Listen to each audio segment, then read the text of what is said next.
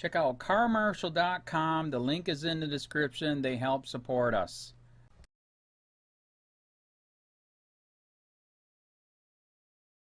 Report exposes rampant sexual misconduct within the Red Cross.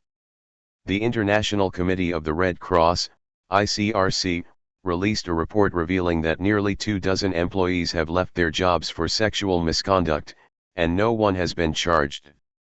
By Matt Agarist, February 24, 2018.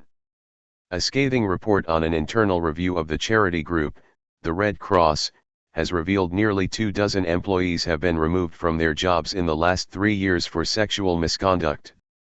According to the report, 21 members of the Red Cross are no longer employed by the agency because they were caught in crimes of sexual misconduct.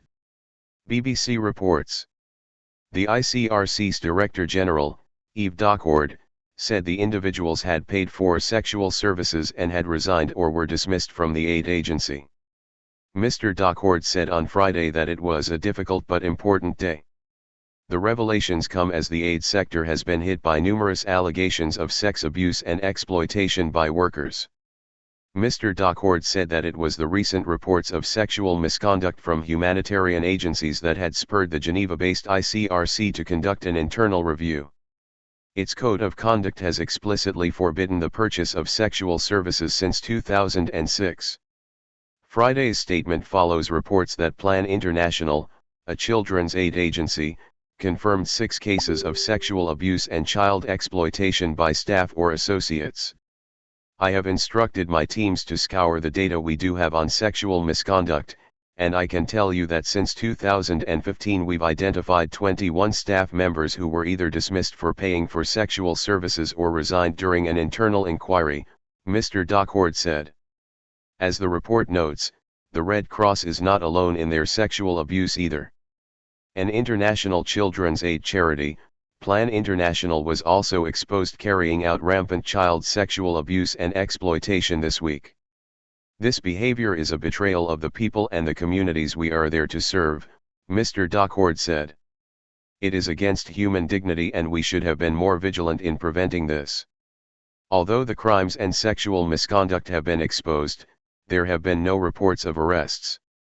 Even though this is the first time the Red Cross has been exposed on such a large level for sexual misconduct, the charity organization is no stranger to scandal. Putting them on the corruption map was their reaction to the catastrophic earthquake in Haiti. In 2010, hundreds of thousands of Haitians lost their lives in a tragic earthquake. Gail McGovern, the Red Cross CEO, and her staff quickly responded with a massive marketing push to raise funds. They received countless celebrity endorsements and even President Obama jumped on the train. In just a few days, they raised $500 million. However, of that $500 million, the Red Cross kept $125 million for themselves and didn't disclose it until they were investigated. An investigation later revealed that the rest of the money the Red Cross spent in Haiti resulted in just 6 permanent homes, NPR and ProPublica found. But that's not all. The Red Cross response to Katrina was so horrific that some observers noted they were on the verge of criminal wrongdoing. Years later in 2012, it failed again for Superstorm Sandy and Hurricane Isaac. The response was worse than the storm, one Red Cross driver told ProPublica during its jaw-dropping investigation. The Red Cross was more concerned with their public image than helping the storm victims, so much so that they ordered employees to drive around empty trucks to make it appear like they were responding. We were sent way down on the Gulf with nothing to give, the driver said. But that's not all. Fast forward to 2016 and the Red Cross was responding to the 1,000-year flood in Louisiana. Despite Nancy Malone, a spokeswoman for the Red Cross, saying that it was misinformation, there were countless reports of Red Cross stations turning down donations of supplies. Wheelchairs, crutches, canes, diabetic supplies and other goods like clothes and water, were just some of the supplies refused by the Red Cross. What's more, when they did take donations during the flood, many of them were reported for throwing them away.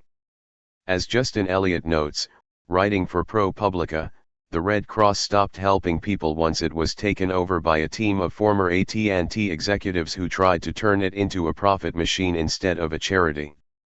As part of her effort to run the Red Cross more like a business, McGovern recruited more than 10 former AT&T executives to top positions. The move stirred resentment inside the organization, with some longtime Red Cross hands referring to the charity as the AT&T retirement program.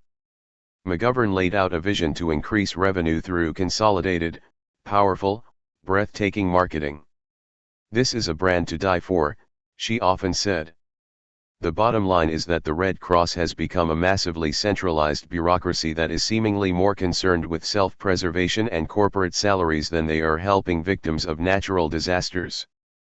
And now, we see that they have become so gluttonous that some of their employees are exploiting the world's most vulnerable.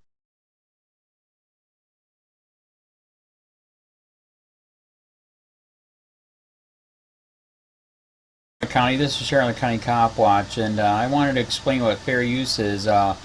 You can use pieces of news articles if you're doing it for news reporting, you have commentary, and you're doing it for education purposes. So that's what fair use is, as you can see right here. Another reason why I wanted to make this video is to let you know I have just joined with Patreon. A nice thing with Patreon, I make no money on YouTube. They took the money away years ago, and so this is another way to give, and it's a nice thing too because you can give monthly. You can give $1, $5, $10, whatever. I do 4 to 5 hours a day on trying to wake the sheeple up on how corrupt it is and different ways that you can fight the corruption. So Patreon is a way that you can do it, and then of course the old way is still there. Donate to Charlotte County COPWATCH with PayPal or credit card. So keep that in mind. 4 to 5 hours a day. I make no money, but the corruption happened to me and I'm sick of it, so I'm trying to wake people up. But my wife would love it if if we could get some help out there. There's 47,000 subscribers. Just think if each one of you subscribers just gave let's say actually yes, $1 a month. 47,000 subscribers gave $1 a month. That would be awesome. That's not going to happen. But anyways, that would be great if it did happen. But do the math in your head. Just think about it. Like I said, 4 to 5 hours a day. I get no money from YouTube. YouTube has gone nuts. You can't do anything anymore. They're taking the money away everywhere. So these are a couple different ways that you can still help out with all this time that I put in. And as you know, I'm in a special situation where at least I can do it. 4 to 5 hours a day. We have a cleaning company during the day. That's what allows me to do this, and we're debt free. So this is my hobby. I don't go fishing and all that other crap. I try to save the world.